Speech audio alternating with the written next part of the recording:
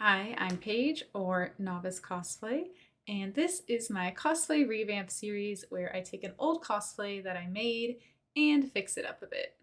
Today, I'll be working on Machi from Hunter x Hunter. She is one of the Phantom Trope members. First, I'll be going over all of the mistakes and fixing those, but I'll also have some instructional information if you want to make your own Machi cosplay. But with that out of the way, let's get into the roast. When you look at the costume in photos or even in video, it doesn't look too bad. Generally, a lot of my older costumes pass for being good on the outside or in photos, like the white top. Um, that is until you start to look closer. Like, just look at these weird 2 rows of top stitches on the purple edges. The stitch length is super uneven, the stitching is not straight, and the back of the collar even has raw edges exposed. It gets even worse when you look at the inside of the garment, too. The purple trim is haphazardly and unevenly attached, especially at the bottom edges here, with all of the raw edges exposed. So let's take this whole thing apart and fix it. After I removed all the purple trim, I quickly serged all of my raw seam allowances to make my shirt more durable. Then I pinned and sewed the purple trim back on. And thus began the long process of whip stitching everything down on the backside to avoid visible top stitching. I think it was well worth it though, because look how lovely and neat it looks without any top stitching visible at all. And here's the fixed collar. As I was doing this, I noticed some Velcro that I hot glued on. I peeled off as much dried hot glue as I could, but that wasn't working, so I rubbed it with isopropyl alcohol. There's still a little residue, but you can barely notice it, especially from a distance. But God, why did I use hot glue instead of just sewing it on? So instead of using Velcro to keep the top closed, I replaced that with a more traditional twill tape tie, which I attached in the front and on one side's seam allowance. That way, when you tie them together, it keeps one half of the shirt completely closed. But that completes the completely redone top. To make your own top, just follow the pattern McCall's 2904. Moving on to the obi belt. I think it's completely unsalvageable.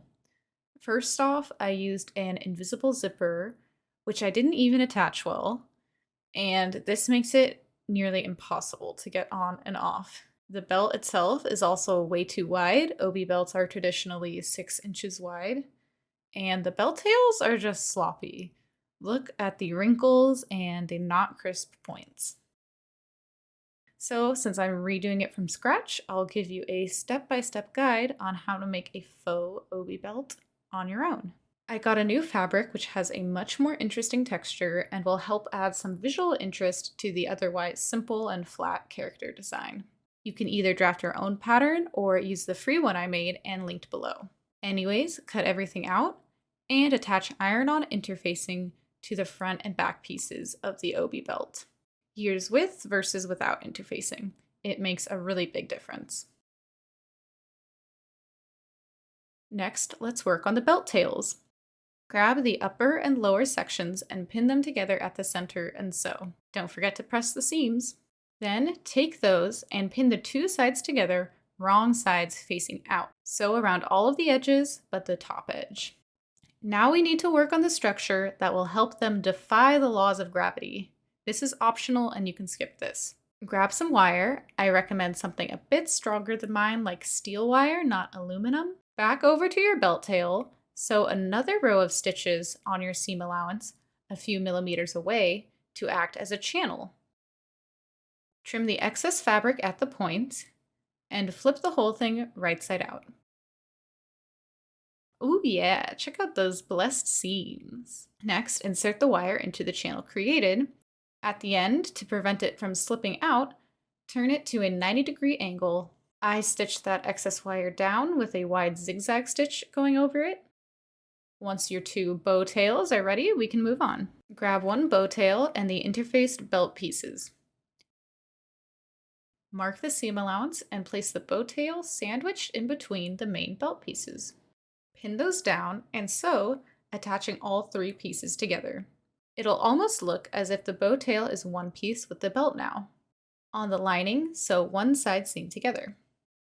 Next, grab your other bow tail and attach it to just one side of the belt, the side with interfacing. This will make more sense a bit later as we add the zipper. Anyways, take your lining and front fabric and attach those together on the upper and lower sides. Then flip the whole belt right side out. Now to attach the zipper. Make sure it's a separating one and pin it to the open belt side with the belt tail. Don't pin down the non-interfaced seam. Attach it on, putting your stitches no further than the existing seam allowance. And once that's sewn down, take the unattached raw edge, fold over the seam allowance, and sandwich the zipper inside. This will seal any raw edges. I hand stitched it shut to avoid visible top stitches, but you could machine stitch this as well. For the other side of the zipper, take the other side of your belt and fold in the seam allowances. Sandwich the zipper inside of those and machine stitch it down. The machine stitches will be completely concealed in the end, so there's no need to hand stitch here. I also recommend adding a hook and eye to the top to make it easier to zip up. And here's how it works. The belt tails go over the zipper, completely concealing it. And the wire holds up the belt tails pretty well. I think it really captures Machi's overall obi design. Moving on to the legs and accessories. There's actually not much updating needed here. For the shorts, I just hemmed some old yoga pants, and I used the leftover fabric to create some gloves by tracing my hand. The leg warmers are just 2 long trapezoids sewn together with a bit of elastic at the top to keep them from slipping down. The type of shoe Machi wears are called chikatabi boots, and I bought some more affordable sock versions instead, which I've linked below.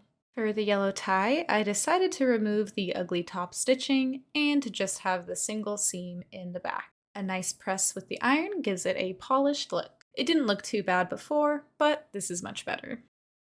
For her pincushion and needle, I recommend using a knitting needle and wedding pins because their large size will help them be noticeable in real life and in photographs.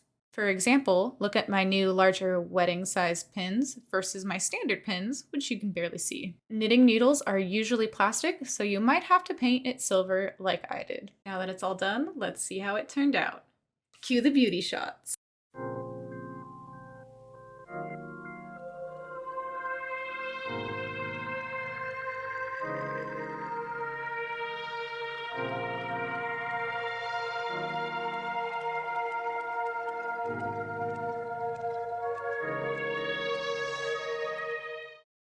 I hope you enjoyed revisiting this cosplay with me, and I hope you learned that if you're not happy with something, you can always redo it. Hopefully you'll learn from my mistakes, and let me know if this has helped you with your own Machi cosplay. If you want to see more tutorials, subscribe, and thank you for watching. Bye!